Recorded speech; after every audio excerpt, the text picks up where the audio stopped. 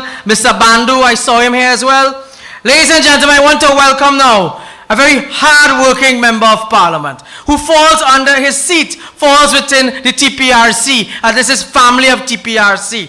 When this man talks, he gives the Alsing headache because he's able to show that the Alsing is the worst member of parliament. What am I saying? What am I saying? You know what? I'm from St. Joseph. He's the worst member of parliament for St. Joseph and the worst minister of health, because we have a member of parliament who is a shadow minister of health along with our health minister team, our shadow team for health. I welcome a hard-working minister, very humble as well. Let us know a man who has been a dentist for 20 years. I'm smiling nice. Ladies and gentlemen, all welcome MP Rishad Seecheran, member of parliament for Caroni East.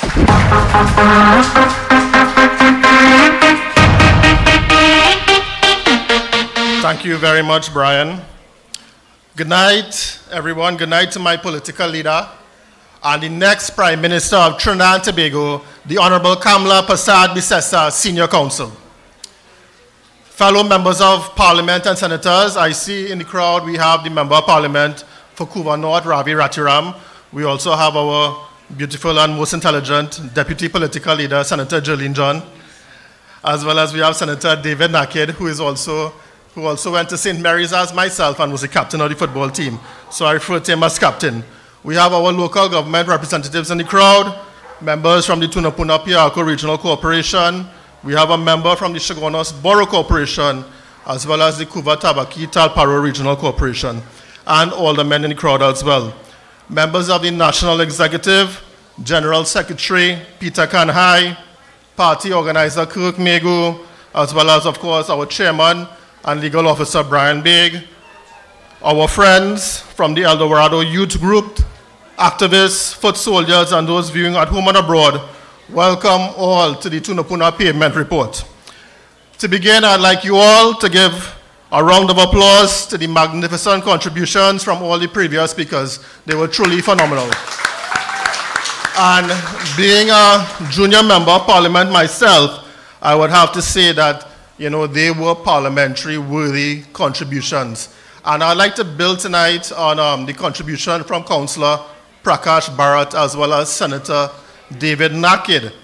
And, you know, they spoke about policy and being policy driven, and ministers should have an idea of what they are doing. So I'd like to spend a few moments tonight to address those issues specifically with Minister Dayal Singh. So Minister Dayal Singh, speaking recently at a Diabetes Association symposium, lamented that diabetics were not changing their lifestyles and not taking their medications.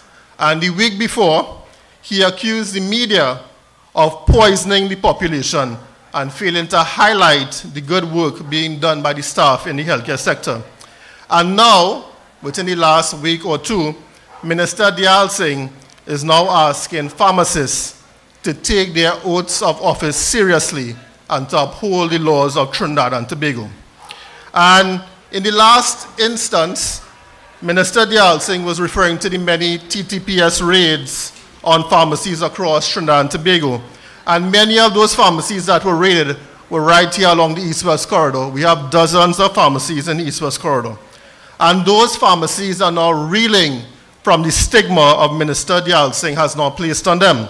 And many of these pharmacists feel insulted and belittled by the minister after they stood by their communities during COVID-19. Many of them remained open at the height of COVID-19, and to their detriment, they got sick, their staff got sick, and this was at a time before vaccines. So you see, my friends, the pharmacists went out of their way to serve their communities during COVID-19. And pharmacists are mostly in private practice, unlike nurses and doctors who in many instances work in the regional health authorities. But that does not give Minister Dayal Singh the right to insult and belittle these honest, hard-working citizens. In my humble opinion, he cast sinister aspersions on his fellow pharmacists. Minister Dayal Singh is also a pharmacist. In trying to stamp out unregistered drugs being sold in our local market, he has accused pharmacists of being unfaithful to their oath that they took to uphold the integrity of their profession. Never has a Minister of Health insulted an entire sector of healthcare workers. And tonight, with time permitting, I will delve into the circumstances around these comments and reveal to you the real culprit who has not taken his oath of office seriously. But to begin, I'd like to backtrack a bit. The last date that the House of Representatives met in session was the 1st of November 2023. For over 1 month, 5 weeks, the House of Representatives has not convened. And what does this mean for the average citizen? Does this mean that the government is satisfied with our current laws and regulations? Are they satisfied that our laws are working for the citizens? Or are they perhaps outdated and they are working against the citizens of Trinidad and Tobago? You see, my friends, Parliament is where the members of Parliament on your behalf represent you. But we have not had access to the Parliament for over 5 weeks. And what does this mean? It means that there is no ability for your members of Parliament to question ministers on certain instances that may be going on in our national community. For example, we do not have access to questions on notice. We have no access to urgent questions. And we have no access to private members' motions. So there's no accountability for you, the citizens of Trinidad and Tobago. The government is currently working in secrecy. There's no legislative agenda. All the ministries are collapsing. Cars, impounded cars, are being burnt on government property. A nursing manager cannot get an ECG test for the last 2 years, and she's working in the hospital. What do you think that means for you and your family? No debates on the increase of electricity rates, no debates on the Revenue Authority. We are a nation under siege, my friends. Moving on to what many have asked me to address the health sector, I will just address one particular instance. We are currently in a crisis in the healthcare sector. I spoke to you about a nursing manager not being able to access an ECG for her heart. But we have poor leadership and poor and incompetent management in the healthcare sector, as Senator Naki said. We have a minister, and I prefer to call him do-nothing Dial Singh. And he prefers to criticize everyone for his own failures. A minister must lead by policies, and policies must be implemented via legislation. And his performance as a legislator has been lazy and without direction. He currently sits in an ivory tower around the Queen's Park Savannah. Hundreds of millions of dollars were spent to build the new administrative center for the Ministry of Health, but no ECG test for the nursing manager. And pharmacies now are under the microscope of the TTPS, and their heroic actions during COVID-19 forgotten. And pharmacists and their assistants, as I told you, risk their lives. We actually had an instance of one pharmacist in St. Helena that died during COVID-19 from COVID. And what they are being subjected to now is a slap in the face for their service. And they have never been formally acknowledged by Minister Dial Singh for their service. Shame on you, Minister Do-Nothing Dial Singh. Shame. Shame. The minister has recognized the Fantastic Four, Parasaram Hines, Abdul and Trotman. He has given bonuses to the doctors and nurses, but what have the pharmacists gotten? Nothing. Insults and threats of prosecution. So let me explain this into more detail for you. On the 27th of October 2023, the police seized roughly 14,000 pharmaceutical items worth more than $1.5 million that they said were unregistered drugs in a warehouse. And this warehouse was placed into quarantine, and over $10 million worth of goods and items were seized at this warehouse. In a release, the TTPS said, after several reports of the sale of unregistered and expired drugs being sold to citizens of Trinidad and Tobago, the multi-agency task force investigated the matter and acted upon the information in Operation Windsor. And during the exercise, the chemistry, food, and drug inspectors discovered several breaches. Now, we in the UNC, and myself specifically, we have no issue with the TTPS doing their job, and kudos to them. They are there to enforce the law, but what I have an issue with is that the pharmacists and the pharmacy importers in Trinidad and Tobago have been begging this minister, begging Minister Dial Singh to update the Pharmacy Act and the Food and Drug Act, right? Now, due to these acts being woefully outdated, in one case last amended in 1962, pharmacists are being impeded from serving the public to the best of their ability. And the only person that can amend these acts is Minister Dial Singh in Parliament. But we haven't had a session for the last 5 weeks. The same individual who is questioning the integrity of pharmacists who treated patients during the height of COVID-19. Now, it's not only myself and the UNC saying this. The private pharmacy business chamber has cast blame on the antiquated and outdated legislation as the main cause of the raids that have been taken out on pharmacies across the country.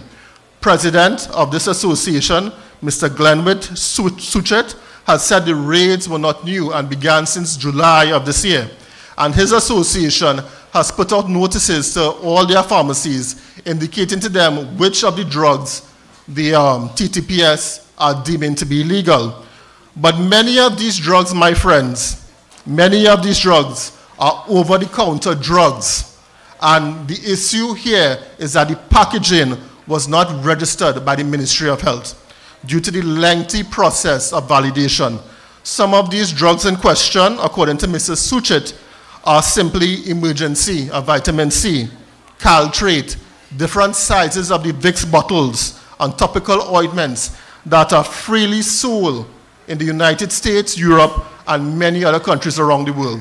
But here in Trinidad and Tobago, they are now illegal because of the length of time it takes to register a new drug or a new packaging of a drug in the Ministry of Health. And according to these pharmacists, all these drugs are fully registered by the United States Food and Drug Administration, and under no condition they as pharmacists would do anything to jeopardize the health and well-being of citizens of this country. And they state that the fault lies with Minister Dial Singh, who has not been proactive in updating the laws that have caused these products to fall outside the boundary of law. They feel abandoned and they feel misrepresented by Minister Dial Singh. And the Pharmacy Board Act, as I told you before, was last updated in 1962. And Minister Dial Singh, despite all of our pleas, myself, Dr. Budu, Dr. Rai Ragbir, he has ignored our pleas to modernize these acts, including the Dental Act. So there's a lot of red tape that hampers the registration process for any individual or any company that wishes to import drugs. And these pharmacies now must face the brunt of the law because Minister Dial Singh has not kept pace with these advancements. According to Mr. Seecheran, it takes years now to register a new drug. And patients here in Trinidad and Tobago are being prescribed these drugs, and they are going to the pharmacy to get these drugs. The pharmacists are buying these drugs from importers and now being told that these drugs are illegal. And we have a dysfunctional drug advisory unit at the Chemistry, Food and Drug Division in the Ministry of Health. And it takes many, many years because this division only meets twice a year to approve or disapprove an application for a drug. And it has gotten progressively worse over the years till the point of COVID-19 when it was almost non-existent. In addition, many of these pharmacies that are now facing the brunt of the law have invoices in their possession where they could show that the drugs that they purchased were legally imported into the country.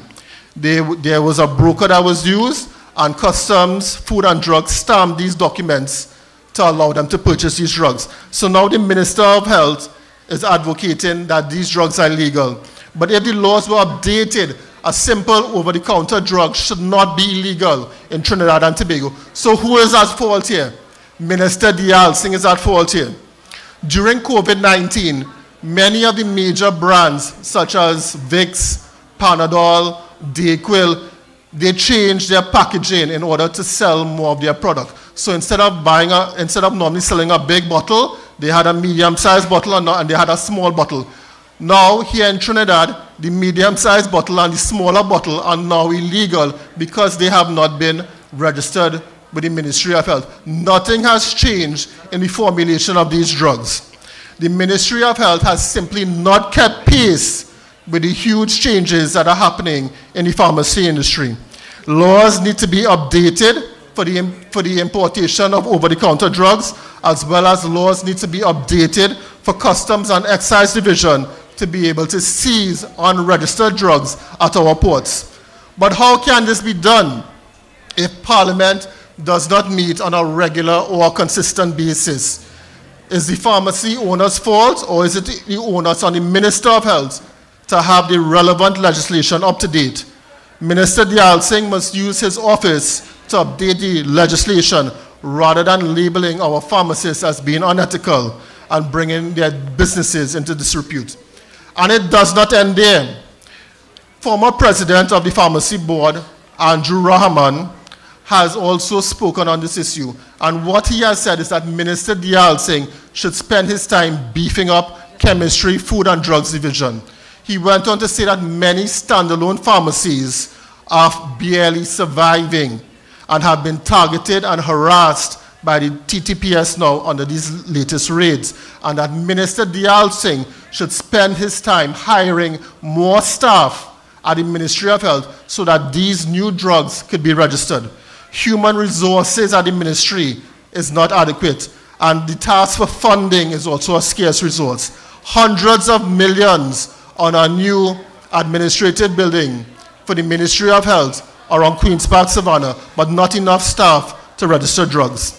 So who will question the authenticity of Mucinex, of Robitussin, of Dayquil, of Vicks, of NyQuil? The problem lies with the Ministry of Health. The problem lies with this slothful Minister Dayal Singh. My friends, my leader has done so much for the health sector. She has built the Cuba Hospital. She has built the San Fernando Teaching Hospital. She has built the Academy of Nursing and Allied Health. She was building human capacity and people-centered development, not insulting health professionals and questioning their integrity. I wish to remind you that the quality of your lives was better under Kamla Persad-Bissessar. We owe it to ourselves, our families, and our children to take a stand against this Rowley administration. Kamla Persad-Bissessar is the strongest person that I know. Keep flying the flag of the United National Congress and rallying around our leader, Kamla Persad-Bissessar. Long live our great party. I thank you very much.